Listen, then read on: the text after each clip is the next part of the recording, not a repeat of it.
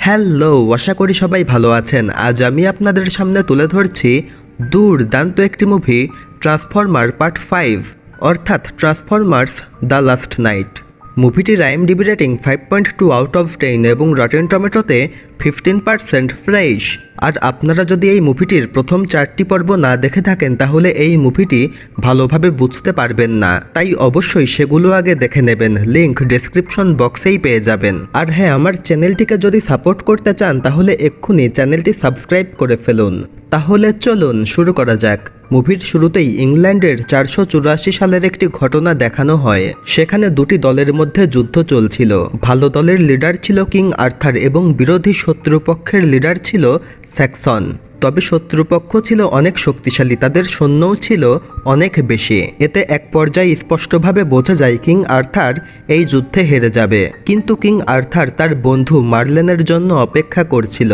মার্লেনকে সবাই জাদুকর হিসাবেই জানে এবং সে কিং আর্থারকে বলেছিল সে যুদ্ধে তাকে সাহায্য করবে। তবে আর্থারের সেনাপতি তাকে বলে মার্লেন তো মাতাল, তার কথাই বিশ্বাস করা একেবারেই ভুল হবে। এরপরেই আমরা মার্লেনকে দেখতে পাই সে পাহাড়ের একটি গোপন জায়গায় চলে আসে। সেখানে ট্রান্সফরমারদের একটি স্পেসশিপ ছিল। তখন ট্রান্সফরমারদেরকে বলা হতো ল্যাকন, আর ল্যাকন কোনো কারণে এখানে লুকিয়েছিল। মার্লেন ল্যাকনকে বলে তুমি যে এখানে আছো তা শুধুমাত্র আমি জানি, আর এই কথা আমি পৃথিবীর কাউকে বলিনি। এর বিনিময়ে তুমি আমাকে সাহায্য করো। যুদ্ধে ভালো মানুষেরা হেরে যাচ্ছে, এতে পৃথিবীতে ধ্বংস নেমে আসবে। এতে ল্যাকন তাকে সাহায্য করতে রাজি হয়ে যায়।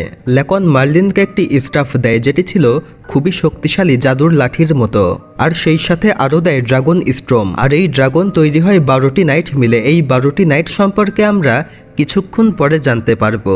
তো ল্যাকন তাকে এই জিনিসগুলো দেয় এবং এও বলে দেয় ভবিষ্যতে কোনো এক সময় কেউ না কেউ এই ক্ষমতা ছিনিয়ে নেয়ার জন্য আসবে, তাই এগুলোকে ভালো করে হেফাজতে রাখতে হবে। এরপরে মার্লেন ড্রাগন এবং সেই স্টাফ নিয়ে সে শত্রুদেরকে হারিয়ে দেয়। এতে কিং আর্থার জিতে যায়। আর তারা সেই ড্রাগন এবং স্টাফ রক্ষা করার জন্য একটি গোপনীয় দল গঠন করেছিল, সে সম্পর্কে আমরা কিছুক্ষণ পরে জানতে পারবো। এরপরে দৃশ্য চেঞ্জ হয় এবং আমরা দেখতে পাই পৃথিবীর 6টি স্থানে 6টি হর্ন বের হয়েছে। তবে মানুষেরা বুঝতে পারছিল না এগুলো কি। তারা মনে করছিল এগুলো এক ধরনের এলিয়েন। আর এ সময় পৃথিবীতে প্রায় কোনো না কোনো ট্রান্সফরমার চলে আসতো, আর মানুষেরা এখন অটোবট বা ডিসেপ্টিকন কাউকেই বিশ্বাস করতে পারতো না, তাই তারা একটি ফোর্স তৈরি করেছিল। এটির নাম TRF অর্থাৎ ট্রান্সফরমার রিয়াকশন ফোর্স। এর কাজ হচ্ছে কোনো রকম অটোবট বা ডিসেপ্টিকন দেখা মাত্র মেরে ফেলা। আর এই TRF শিকাগোর একটি জায়গা পুরোপুরি নিষিদ্ধ করে দেয়, কারণ এই শিকাগোতে 3য় পার্টেও মারাত্মক যুদ্ধ হয়েছিল এবং এখনকার অনেক ট্রান্সফরমার এই শিকাগোতেই আসছিল। এরপরে দেখা যায় কয়েকটি বাচ্চা ছেলে কৌতূহলিত হয়ে শিকাগোর সেই নিষিদ্ধ এলাকায় ঢুকে পড়ে। তারা এখানে দেখতে এসেছিল এর ভেতরে আসলে আছেটা কি। তখনই তারা সেখানে একটি স্পেসশিপ দেখতে পায় এবং বুঝতে পারে এর ভেতরে কেউ একজন রয়েছে। কিন্তু তখনই সেখানে TRF এর রোবট চলে আসে এবং তাদেরকে অ্যাটাক করা শুরু করে, কারণ এই রোবট এমনভাবে তৈরি করা হয়েছিল যে তারা কোনো রকমের মুভমেন্ট দেখলেই গুলি করবে। আর তখনই তাদেরকে বাঁচানোর জন্য সেখানে ইজাবেলা নামের একটি মেয়ে চলে আসে। সে তাদেরকে বাঁচানোর অনেক চেষ্টা করে। ইজাবেলার বাবা মা মারা গিয়েছিল। সে এখানেই দুটি ট্রান্সফরমার নিয়ে থাকতো, একটি ছিল স্কুইজ এবং আরেকটি ছিল ক্যানোপি। তবে এই আক্রমণের ফলে ক্যানোপি মারা যায় এবং ইজাবেলা খুবই ভেঙে পড়ে। তবে তখনই সেখানে কেডি এগার বাম্বেলবিকে নিয়ে চলে আসে এবং বাচ্চাদেরকে বাঁচানোর জন্য সেই রোবটগুলোকে ধ্বংস করে দেয়। কেডকে আমরা আগের পর্বে দেখেছিলাম এবং সে এখন অটোবটদের সঙ্গেই থাকতো। কেড সেই বাচ্চাগুলোকে নিষিদ্ধ এলাকা থেকে বের করে দেয় এবং এরপরে সে আবারও সেই এলাকায় ফিরে আসে। কেড সেখানকার একটি স্পেসশিপ খুলে দেখে তার ভেতরে একটি এলিয়েন এখনও বেঁচে রয়েছে। তবে এটি আসলে হচ্ছে নাইট। 12টি নাইট মিলে যেই ড্রাগন তৈরি হয় তারই একজন। তবে সেই নাইটের অবস্থা ছিল খুবই খারাপ, সে তখনই মারা যেত। তবে সে মারা যাওয়ার আগে কেডকে একটি ট্যালিসম্যান দিয়ে যায় এবং বলে তাকে এটি সামলে রাখতে হবে এবং অনেক বড় একটি দায়িত্ব পালন করতে হবে। তবে কেড এসবের কিছুই বুঝতে পারছিল না এবং তখনই সেই নাইটটি মারা যায়। তবে কেড সেই ট্যালিসম্যানটি সেখানে রেখে দিয়েই চলে যায়, কারণ সে এখন আর কোনো নতুন ঝামেলায় পড়তে চাচ্ছিল না। তখনই সেখানে TRF থেকে সৈন্য চলে আসে এবং কেডের দিকে বন্দুক তাক করে। আর কেড যেই ট্যালিসম্যানটি না নিয়ে চলে এসেছিল সেটি মাকড়সার মতো হাঁটতে হাঁটতে আবারও কেডের কাছে চলে আসে, কারণ সেই ট্যালিসম্যানের দায়িত্ব কেডের উপরে পড়ে গিয়েছিল। সে আর কোনোভাবেই এই দায়িত্বটিকে সরাতে পারবে না। আর তখনই কেড কেটকে বাঁচানোর জন্য সেখানে বাম্বেলবি চলে আসে। টিআরএফ বাম্বেলবিকে লক্ষ্য করে গুলি করতে থাকে। এক পর্যায়ে মনে হচ্ছিল বাম্বেলবি হয়তো মারা গিয়েছে, কিন্তু এটি ছিল বাম্বেলবির একটি চাল। সে আগের থেকে অনেক উন্নত হয়েছিল। সে টুকরো টুকরো অবস্থাতেই টিআরএফের সকলকে কাবু করে ফেলে এবং আবারও নিজের রূপ ধারণ করে। কিছুক্ষণের মধ্যেই সেখানে হাউন্ডও চলে আসে এবং তারা বুঝতে পারে তারা কোনোভাবেই অটোবটদের সঙ্গে পারবে না। আর কেটো তাদেরকে বলে, আমাদেরকে আমাদের মতো ছেড়ে দাও, আমরা এখান থেকে চলে যাচ্ছি। তবে যাওয়ার সময় টিআরএফ চুরি করে বাম্বেলবির গায়ে একটি জিপিএস ট্র্যাকার লাগিয়ে দেয়। এরপরে দৃশ্য চেঞ্জ হয় এবং মেগাট্রনকে দেখা যায়। সে জেনে যায় যে কেডের কাছে ট্যালিসম্যান রয়েছে এবং মেগাট্রন তখন সেই ট্যালিসম্যান পাওয়ার জন্য উঠে পড়ে লাগে। এরপরে অপটিমাস প্রাইমকে দেখা যায়। চতুর্থ পর্বের পরে 5 বছর পার হয়ে গিয়েছে, আর এই 5 বছর টানা জার্নি করে অপটিমাস প্রাইম সাইবারট্রন অর্থাৎ তার নিজের গ্রহে এসে পৌঁছায়। অপটিমাস এখানে এসেছিল কারণ সে জানতে চেয়েছিল কেই বা তাকে সৃষ্টি করেছে এবং কেনই বা সৃষ্টি করা হয়েছে। আর অপটিমাস সেখানে এসে কুইন্টেসাকে দেখতে পায়। কুইন্টেসা জানায় সেই তাকে সৃষ্টি করেছে। কুইন্টেসা ছিল অনেক পাওয়ারফুল। সে এক মুহূর্তে অপটিমাসকে ধরে ফেলে এবং তার ব্রেইন ওয়াশ করা শুরু করে, অর্থাৎ সে অপটিমাসকে উল্টাপাল্টা বুঝাতে থাকে। কুইন্টেসা অপটিমাসকে বলে এই সাইবারট্রন গ্রহ ধ্বংস হয়ে যাওয়ার জন্য অপটিমাসই দায়ী, তাই তাকে এখন এই গ্রহ নতুন করে তৈরি করার জন্য সাহায্য করতে হবে। আর এখানেই এই মুভির আসল ঘটনা বোঝা যায়। কুইন্টেসা বলে তার কাছে একটি স্টাফ ছিল যেটি ছিল অনেক শক্তিশালী।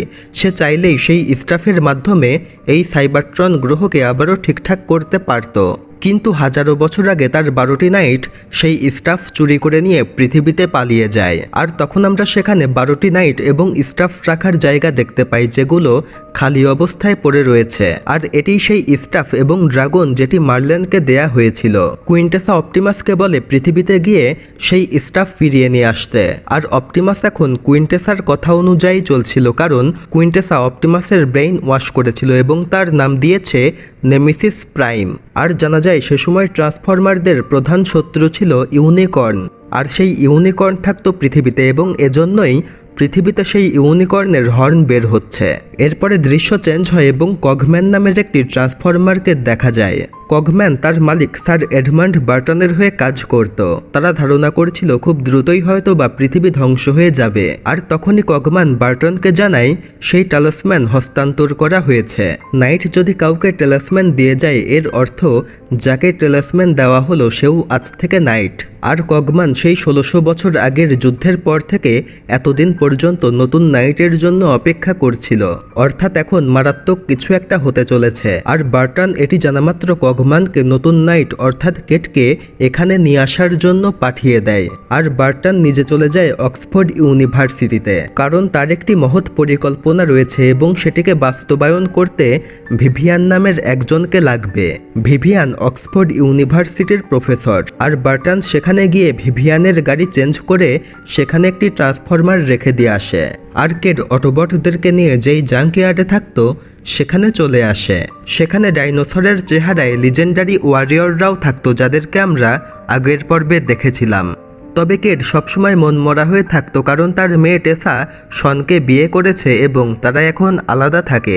আর তখনই সেখানে ইজাবেলা চলে আসে এবং সে বলে সে কেডের সঙ্গেই থাকবে, কারণ ইজাবেলার থাকার কোনো জায়গা নেই এবং সেও অনেক মেকানিক্যাল কাজ করতে পারে। কেড প্রথমে ইজাবেলাকে রাখতে না চাইলেও শেষ পর্যন্ত ইজাবেলাকে রেখে দেয়। অন্যদিকে সেই হর্ন ধীরে ধীরে বড় হচ্ছিল এবং সেক্টর 7-এর সিমন্স সেগুলো নিয়ে গবেষণা করছিল। আর গবেষকরা জানায় 3 দিনের ভেতরে পৃথিবী ধ্বংস হয়ে যাবে। অন্যদিকে টিআরএফ জানতে পারে কেডের কাছে সেই টেলিসম্যানটি রয়েছে, কিন্তু তাদের এত ক্ষমতা ছিল না যে তারা সেই টেলিসম্যান কেড়ে নিয়ে আসবে, কারণ সেখানে অনেক অটোবট রয়েছে। তবে এরই মধ্যে মেগাট্রন তাদের সঙ্গে যোগাযোগ করে এবং বলে সে ওই টেলিসম্যান উদ্ধার করে নিয়ে এসে দেবে, তবে তার বদলে তার বেশ কয়েকটি ডিসেপ্টিকন বন্ধু যাদেরকে জেলখানায় বন্দি করে রাখা হয়েছে তাদেরকে মুক্ত করে দিতে হবে। তখন জেনারেল মরশওয়ার আরেকটি প্ল্যান করে।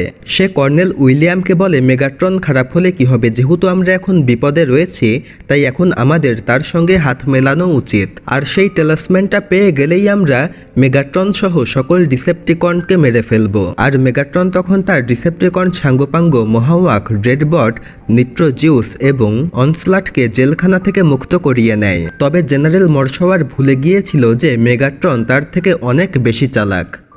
এরপরে মেগাট্রন তার সাঙ্গপাঙ্গদেরকে নিয়ে অটোবটদেরকে মেরে কেডের কাছ থেকে সেই টালাসম্যান উদ্ধার করার জন্য বের হয়ে পড়ে।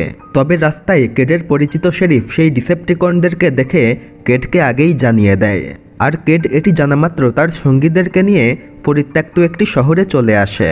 তবে টিআরএফ সেটিও জেনে যায়, কারণ বাম্বেলবির গায়ে সেই ট্র্যাকার এখনও ছিল, আর টিআরএফ তখন তাদেরকে মারার জন্য বেশ কয়েকটি ড্রোন পাঠিয়ে দেয়। তবে কেড সেই এলাকাতে এসেই সেখানে বোমা সেট করে দেয়, কারণ সে জানতো ডিসেপ্টিকনরা এখানেও চলে আসবে।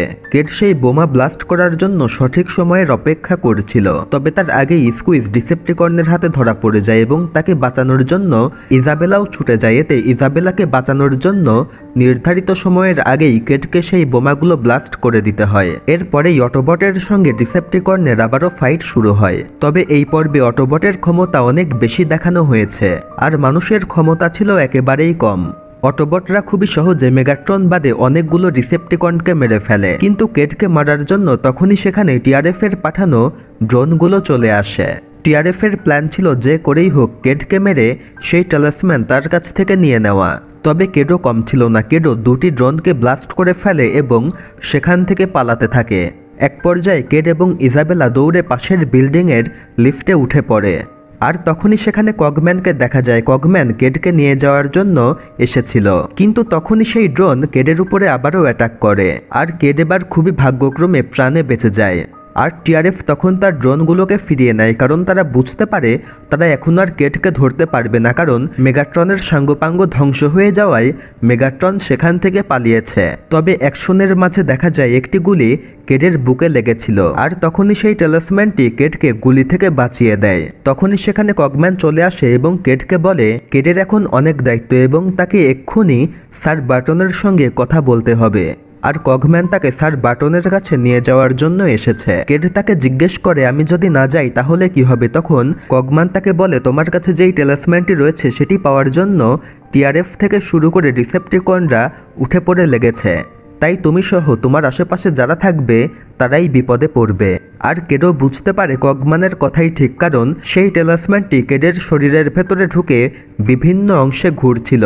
কেড তখন বাম্বেলবিকে নিয়ে কগম্যানের সঙ্গে ইংল্যান্ডের দিকে রওনা দেয় এবং বাকিরা সেখানেই থেকে যায়। অন্যদিকে অপটিমাস প্রাইম, যে বর্তমানে নেমেসিস প্রাইম, সে ওই স্টাফটি ফিরিয়ে নেওয়ার জন্য পৃথিবীর দিকে রওনা দেয়। এদিকে ভিভিয়ান ক্লাস নিয়ে বাসায় যাওয়ার জন্য তার গাড়িতে উঠে পড়ে, কিন্তু সেটি ছিল ট্রান্সফরমার। সে ভিভিয়ানকে নিয়ে স্যার এডওয়ার্ড বার্টনের কেল্লার দিকে আগাতে থাকে। সেই ট্রান্সফরমারের নাম ছিল হট রড এবং সে যাওয়ার সময় তার লুক চেঞ্জ করে ফেলে। এরপরে তারা সকলে বার্টনের কেল্লায় চলে আসে। কেড আর ভিভিয়ান জিজ্ঞেস করে তাদেরকে কেন এখানে নিয়ে আসা হয়েছে। স্যার বার্টন তখন তাদেরকে সেই সকল ঘটনা খুলে বলে যা 1600 বছর আগে ঘটেছিল। তারা কিভাবে সেই ডাইনোসর এবং স্টাফের সাহায্যে শত্রুদেরকে পরাজিত করেছিল। তবে যেহেতু ল্যাকন মার্লিনকে বলেছিল ভবিষ্যতে কেউ একজন সেই স্টাফ ছিনিয়ে নিয়ে যাওয়ার জন্য আসবে, তখন তারা সেই স্টাফ রক্ষা করার জন্য গোপনে একটি দল গঠন করে। আর এও জানায় বলা হয়েছিল 12টি নাইটের কেউ যদি মারা যায় এবং সে যদি তার টালাসম্যানটি কাউকে দিয়ে যায় তাহলে বুঝতে হবে বড় রকমের একটি বিপদ হতে চলেছে। আর বার্টন জানায় যখন তোমাকে সেই নাইট টালাসম্যানটি দিয়েছিল তখন থেকেই তুমিও নাইট হয়ে গিয়েছ। কেড তখন জিজ্ঞেস করে পৃথিবীতে এত মানুষ থাকতে সেই নাইট আমাকেই কেন নাইট বানিয়ে দিয়ে গেল। তখন ভিভিয়ান তাকে বলে নাইট সেই হতে পারে যার ভেতরে কোনো রকমের লোভ লালসা নেই। কেড তখন জিজ্ঞেস করে তাহলে এখন আমার করণীয় কি। বার্টন তাকে বলে তুমি ছাড়াও আরও 11টি নাইট রয়েছে, আর তুমি তাদেরকে কন্ট্রোল করতে পারবে কারণ তুমিও একজন নাইট। এছাড়াও আরও অনেক কাজ রয়েছে যেগুলো আমরা পরে জানতে পারবো। আর ভিভিয়ান তখন বার্টনকে জিজ্ঞেস করে আমাকে এখানে নিয়ে আসার কারণ কি। বার্টন তাকে জানায় তুমি শুধুমাত্র সেই স্টাফ অর্থাৎ সেই জাদুর লাঠিটি অ্যাক্টিভ করতে পারবে, কারণ মার্লেনের সেই লাঠিটি ডিএনএ দিয়ে লক করা রয়েছে, আর সেই লাঠিটি মার্লেনের কফিনের ভেতরে রেখে দেয়া হয়েছে। আর তুমিই মার্লিনের বংশধর, তোমার ডিএনএ এবং মার্লিনের ডিএনএ এক। শুধু তাই না, তোমাকে খুঁজে বের করতে হবে সেই স্টাফটি কোথায় লুকিয়ে রাখা হয়েছে, কারণ কিছুদিনের মধ্যেই পৃথিবীতে ইউনিকর্নের আবির্ভাব হবে এবং তাদেরকে পরাজিত করতে সেই স্টাফটি লাগবে। ভিভিয়ান জিজ্ঞেস করে এটি কিভাবে সম্ভব, আমি কিভাবে জানবো সেই স্টাফ কোথায় রয়েছে।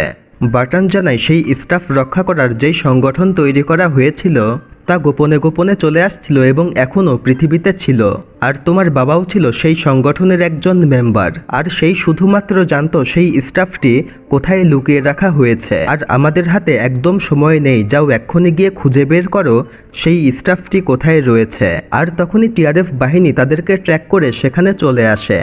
টিআরএফ তাদেরকে অ্যাটাক করার চেষ্টা করে, কিন্তু হট রড সময়কে থামিয়ে দিতে পারত। হট রড সময় থামিয়ে দেয় এবং এই সুযোগে বাম্বলবি, কেড এবং ভিভিয়ানকে নিয়ে সেখান থেকে রওনা দেয়। আর বাটন, কগম্যান এবং হট রড অন্যদিকে রওনা দেয়। ভিভিয়ান কেডকে নিয়ে তার বাসায় চলে আসে, কারণ তাকে জানতে হবে সেই স্টাফটি কোথায় লুকিয়ে রাখা হয়েছে। কিন্তু প্রবলেম হলো ভিভিয়ানের বাবা তাকে কখনোই এ ব্যাপারে কিছুই বলেনি। ভিভিয়ান এবং কেড সকল কিছু তন্ন তন্ন করে খুঁজতে থাকে যে কোথাও কোনো ক্লু পাওয়া যায় কিনা। আর তখনই ভিভিয়ানের মনে পড়ে যায় তার বাবা তাকে ছোটবেলায় মার্লিনের রূপকথার গল্প পড়ে শোনাতো, কিন্তু আসলে ছিল সেটি সত্য ঘটনা। ভিভিয়ান সঙ্গে সঙ্গে সেই বইটি খুঁজে বের করে, আর সেই বই থেকে একটি কাগজ পাওয়া যায় এবং সেখানে একটি সাবমেরিনের নাম লেখা ছিল যেটি নেভি মিউজিয়ামে রয়েছে। তারা সঙ্গে সঙ্গে সেই মিউজিয়ামের দিকে রওনা দেয়। অন্যদিকে বাটনও সেই মিউজিয়ামের দিকেই আসতে থাকে, কিন্তু তাদেরকে টিআরএফ বাহিনী তারা করেছিল, আর তারা খুবই সহজে সেই টিআরএফ বাহিনীকে নাস্তানাবুদ করে ফেলে। আর কিছুক্ষণের মধ্যেই তারা সেই মিউজিয়ামে চলে আসে। তারা সেই সাবমেরিনে চলে আসে যেটির নাম সেই কাগজে লেখা ছিল। বাটন তাদেরকে বলে, তোমরাই যাও, আমার জরুরি কাজ রয়েছে, তবে আমি কগম্যানকে তোমাদের সঙ্গে দিয়ে যাচ্ছি। আর ভিভিয়ান সেই সাবমেরিনে হাত রাখা মাত্র সেটি স্টার্ট হয়ে যায়। সেই সাবমেরিনে অটো একটি লোকেশন সেট করা ছিল, সেই সাবমেরিনটি সেই লোকেশনের দিকে আগাতে থাকে। তবে টিআরএফ সহ অন্যান্য সেনাবাহিনীরাও তাদেরকে ফলো করা শুরু করে, এমনকি তাদেরকে লক্ষ্য করে বোমাও ছুটতে থাকে। আর বাম্বলবি ছিল সেই সাবমেরিনের উপরে। আর বাটন অন্যদিকে গোপনে একটি দরজার মাধ্যমে সরাসরি ইংল্যান্ডের প্রেসিডেন্টের রুমে চলে আসে এবং তাকে বোঝায় পৃথিবী ধ্বংসের মুখে, তাই তাদেরকে খুবই দ্রুত সকল ফোর্স রেডি করতে হবে। কেড আর ভিভিয়ান অন্যদিকে পানির নিচে একটি এলিয়েনদের শিপ দেখতে পায়, আর কেডের কাছে সেই টেলিসম্যানটি থাকায় সঙ্গে সঙ্গে সেই স্পেসশিপটি চালু হয়ে যায় এবং তাদেরকে ঢোকার জন্য রাস্তা করে দেয়। অর্থাৎ সেই শিপে ঢুকতে হলে তাকে অবশ্যই নাইট হতে হবে। তবে এই সুযোগে সেখানে অন্যান্য সেনাবাহিনীরাও ঢুকে পড়ে। অন্যদিকে কুইন্টেসা সাইবারট্রন গ্রহকে পৃথিবীর দিকে নিয়ে আসছিল। তার প্ল্যান ছিল খুবই দ্রুত পৃথিবীকে সাইবারট্রনে রূপান্তরিত করা। ইজাবেলা সঙ্গে সঙ্গে বুঝতে পারে মারাত্মক একটি বিপদ এগিয়ে আসছে। সে সঙ্গে সঙ্গে সকল অটোবটকে নিয়ে আগের পর্বে পাওয়া সেই স্পেসশিপে করে ইংল্যান্ডের দিকে রওনা দেয়, যেখানে বাম্বলবি এবং কেড রয়েছে। আর সেই এলিয়ান শিপের ভেতরে কেড এবং ভিভিয়ান অনেক খোঁজাখুঁজি করে একটি জায়গায় চলে আসে। আর ভিভিয়ান সেখানে হাত রাখা মাত্র তার ডিএনএর প্রভাবে মার্লিনের কফিন ধীরে ধীরে উঠে আসে। তারা সঙ্গে সঙ্গে সেই কফিনটি খুলে ফেলে এবং ভেতরে মার্লিনের ডেড বডি দেখতে পায়। আর সেখানে ছিল খুবই নর্মাল একটি কাঠের তৈরি লাঠি। এটি দেখে কেড প্রচণ্ড রেগে যায়। কেড বলে, এই সামান্য লাঠির জন্য আমরা এত দূর এসেছি। আর তখনই সেখানে পাহারায় থাকা নাইটরা জেগে যায় এবং তাদেরকে অ্যাটাক করার চেষ্টা করে। সেখানে ছিল মোটে 11টি নাইট, কারণ একটি নাইট মারা গিয়েছিল। তারা অ্যাটাক করেছিল কারণ সেই লাঠিটি ভুল হাতে পড়েছিল। আর তখনই সেখানে সেনাবাহিনীরা চলে আসে আর সেই নাইটদেরকে লক্ষ্য করে গুলি করা শুরু করে। তবে এরই মাঝে ভিভিয়ান সেই লাঠিটি ধরে ফেলে এবং সঙ্গে সঙ্গে সেটি সেই স্টাফে রূপান্তরিত হয়। আর সেই লাঠিটি অ্যাক্টিভ হওয়া মাত্র কুইন্টেসাও জেনে যায় সেই স্টাফটি কোথায় রয়েছে। আর তখনই সেখানে সেই স্টাফটি ছিনিয়ে নিয়ে যাওয়ার জন্য নেমেসিস প্রাইম চলে আসে। নেমেসিস এসেই সেখানকার দুটি নাইটকে মেরে ফেলে, কারণ সে এখন পুরোপুরি খারাপ হয়ে গিয়েছিল, কারণ সে তার আগের স্মৃতি ভুলে গিয়েছিল। আর নেমেসিস ভিভিয়ানের কাছ থেকে সেই স্টাফটি কেড়ে নেয় এবং সেখান থেকে বের হয়ে যায়। আর সেই স্টাফটিও অ্যাক্টিভ হওয়া মাত্র সঙ্গে সঙ্গে সেই শিপটি চালু হয়ে যায় এবং ধীরে ধীরে পানির উপরে উঠতে থাকে। আর বাম্বলবিও সেই স্টাফটি কেড়ে নেয়ার জন্য নেমেসিস প্রাইমের সঙ্গে ফাইট করতে থাকে, কারণ সকলে বুঝতে পারছিল এ আসলে অপটিমাস প্রাইম নয়। এখানে বাম্বলবির সঙ্গে নেমেসিস প্রাইমের দুর্দান্ত ফাইট হতে থাকে। ফাইটের মাঝে কেড নেমেসিসকে বারবার বোঝাতে থাকে সে আসলে অপটিমাস প্রাইম।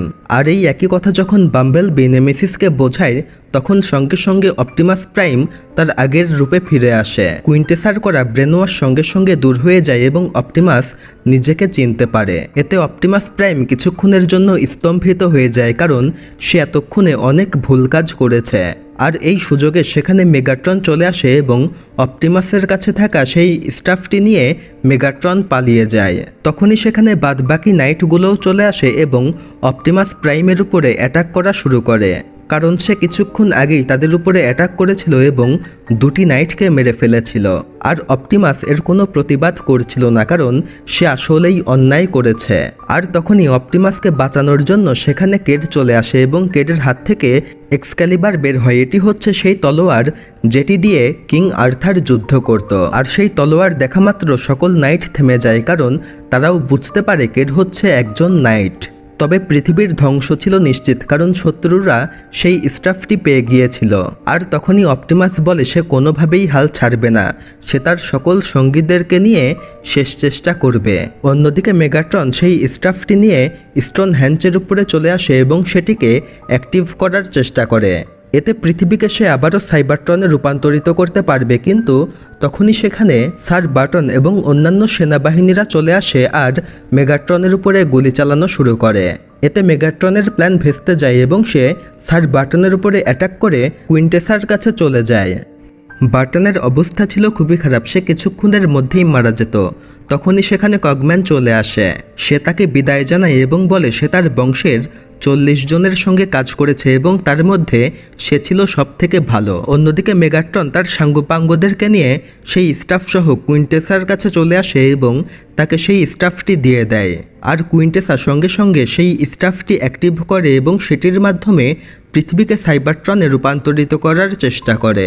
সঙ্গে সঙ্গে পৃথিবীর উপরে বড় বড় সাইবারট্রনিক টুকরো ভেঙে পড়তে থাকে। আর এখানে শুরু হয় মারাত্মক একটি যুদ্ধ। এক দলে ছিল কুইন্টেসা এবং অন্যান্য ডিসেপ্টিকর্ন এবং আরেক দলে ছিল অটোবট সহ সকল সেনাবাহিনী, এমনকি টিআরএফ যারা ট্রান্সফরমারদেরকে মেরে ফেলতো তারাও অটোবটদের সঙ্গে যোগ দিয়েছিল। আর এরপরে শুরু হয় 23 মিনিটের অনেক বড় একটি যুদ্ধ। তবে এই যুদ্ধটি 23 মিনিটের মতো হলেও এর ভেতরে এনজয় করার মতো খুব বেশি কিছু জিনিস ছিল না। তবে যেই অ্যাকশনগুলো খুবই ভালো ছিল সেগুলো আমি তুলে ধরছি। আর আপনারা যদি খুবই হাই লেভেলের অ্যাকশন মুভি দেখতে চান তাহলে এক্ষুনি এক্সপেন্ডেবল মুভির এক্সপ্লেনেশন দেখতে পারেন, সেটির লিঙ্কও আমি ডেসক্রিপশন বক্সে দিয়ে দিয়েছি। এক্সপেন্ডেবল মুভিতে রয়েছে হলিউডের সবথেকে বেশি নায়ক। এদিকে সকল অটোবট এবং মানুষ হেলিকপ্টার এবং স্পেসশিপে চড়ে সেখানে চলে আসে যেখানে কুইন্টেসা রয়েছে। আর সেখানে এসেই দুই দলের ভেতরে মারাত্মক ফাইট শুরু হয়। এরই মধ্যে মেগাট্রন এবং কুইন্টেসার সৈন্যরা একসঙ্গে একত্রিত হয়ে ইনফার্নোকাস নামের অনেক বড় একটি দৈত্যে রূপান্তরিত হয়। সেটি একে একে অনেক সৈন্যকে মেরে ফেলে। ঠিক তখনই সেখানে অপটিমাস প্রাইম চলে আসে। অপটিমাস প্রাইম ইনফার্নোকাসকেও মেরে ফেলে এবং যেসব সৈন্য মিলে ইনফার্নোকাস হয়েছিল তাদেরকেও মেরে ফেলে। আর ইজাবেলার ছোট্ট স্কুইজ অনেক বড় একটি শত্রুদের ঘাঁটিকে ধ্বংস করে ফেলে। আর এদিকে সেনাবাহিনীরা প্ল্যান করেছিল কুইন্টেসা যেখানে রয়েছে সেখানে জাস্ট কয়েকটি বোমা দিয়ে অ্যাটাক করে প্যারাসুট নিয়ে নেমে আসবে, এতে পৃথিবী হয়তোবা বেঁচে যাবে। কিন্তু তাদের এই প্ল্যান পুরোপুরি ধূলিসাৎ হয়ে যায়। তখন ভিভিয়ান এবং কেড অন্যান্য অটোবটদের সাহায্যে সেখানে ঢুকে পড়ে যেখানে কুইন্টেসা রয়েছে। তারা বুঝতে পারে শুধুমাত্র সেই স্টাফের সাহায্যেই পৃথিবীকে বাঁচানো সম্ভব। ভিভিয়ান সেই স্টাফটি বের করার চেষ্টা করে। অন্যদিকে অপটিমাস প্রাইমের সঙ্গে আবারও মেগাট্রনের ফাইট শুরু হয়। আর অপটিমাস মেগাট্রনকে নকআউট কিক করে তাকে সেই স্পেসশিপের বাইরে ফেলে দেয়। এরপরে অপটিমাস কুইন্টেসার উপরেও অ্যাটাক করে, তবে কুইন্টেসা পাল্টা আক্রমণ করে এবং অপটিমাসকে প্রায় কাবু করে ফেলে। ঠিক তখনই পেছন থেকে বি কুইন্টেসার উপরে অ্যাটাক করে এবং কুইন্টেসা সঙ্গে সঙ্গে ভ্যানিশ হয়ে যায়। অন্যদিকে ভিভিয়ান অনেক কষ্টে সেই স্টাফটি টেনে বের করে এবং সঙ্গে সঙ্গে পৃথিবীর সাইবারট্রনে রূপান্তরিত হওয়ার যেই কার্যক্রম সেটি সম্পূর্ণভাবে বন্ধ হয়ে যায়। আর তখনই তারা সকলে উপর থেকে নিচে পড়ে যাচ্ছিল। ঠিক তখনই হট রড সময়কে আবারও থামিয়ে দেয় এবং তখনই অপটিমাস প্রাইম এসে তাদেরকে সেখান থেকে উদ্ধার করে নিয়ে যায়। এরপরে অপটিমাস সকল মানুষদেরকে উদ্দেশ্য করে ধন্যবাদ জানায়, কারণ তারা অটোবটদেরকে পৃথিবীতে থাকতে দিয়েছিল। আর অপটিমাস জানায় এখন তাদেরকে নিজেদের গ্রহ কঠোর পরিশ্রম করে ঠিকঠাক করতে হবে। সে তখন তার সকল অটোবট সঙ্গীদেরকে নিয়ে স্পেসশিপে চড়ে তার আসল গ্রহে ফিরে যায়, কারণ সে বুঝতে পেরেছিল মানুষদের সঙ্গে থাকলে হয়তোবা তাদের সম্পর্ক আর ভালো থাকবে না। এরই মধ্য দিয়ে মুভিটি এখানে শেষ হয়ে যায়। তবে মুভিটির পোস্ট ক্রেডিট সিনে দেখানো হয়েছে পৃথিবীতে ইউনিকর্নের হর্ন এখনও রয়েছে এবং কুইন্টেসা ছদ্মবেশে রয়েছে। আর কুইন্টেসা সেখানকার একজন বিশেষজ্ঞকে বলে সে জানে কিভাবে এই ইউনিকর্নের হর্নগুলোকে ধ্বংস করতে হবে। এরই মধ্য দিয়ে মুভিটি এখানে শেষ হয়ে যায়। আমার এক্সপ্লেনেশন যদি আপনাদের পছন্দ হয়ে থাকে তাহলে অবশ্যই চ্যানেলটি সাবস্ক্রাইব করবেন, ভিডিওটি লাইক করবেন এবং সেই সাথে আপনাদের মতামত কমেন্ট বক্সে জানিয়ে দেবেন। ধন্যবাদ।